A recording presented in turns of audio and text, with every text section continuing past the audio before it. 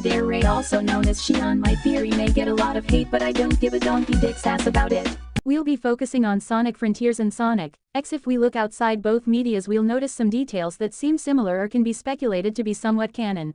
Don't slam your keyboard at me, Kevins and Karens, you're not gonna like what I'm about to say. Fuck it. So basically I think in X, if we get the good route, classic Eggman doesn't want to obviously be left alone with the possessed version of Sonic. He consistently wants Tails and Knuckles to do all the work. Tails and Knuckles did question if Eggman was behind it, but he denied. What if I said maybe he only lied to save his own stupid ass? If I were Tails and Knuckles, I would abandon Eggman. X as a darker version where characters make more less honorable, less humble, heroic choices in a sense. Eggman was terrified of his own creation. That's what I reckon that black parasite was that entered Sonic's mouth at the start of the X game. Now Frontiers, notice how Eggman built a daughter who trapped him and everyone else within a virtual world in cyberspace, slowly infecting Sonic in the process. Towards the end of the game you may start to notice that when he fully gets corrupted, the colors looked rather similar to Sonic's possessed being. The theory of mine doesn't just stop there. I'm afraid I noticed that Tails in one scene mentioned another version of himself, throwing every insecurity right back at him. What's so interesting about this is that in X, Tails meets the possessed version of himself through the spirits of hell. Even X warned Tails that he had to pick up black and green rings to reset, so he gets another chance to escape possessed Sonic's warped reality and saving everyone. So I fuck you not. The big question, what version of Tails spoke to him mirrored in cyberspace? Also, how come the timer stages on each ancient stone have a red ring at the bottom? Is that mirroring a parallel to the red rings that Tails in X must have to avoid at all cost from meeting his demise? But seriously though, fuck you baldy nose hairs.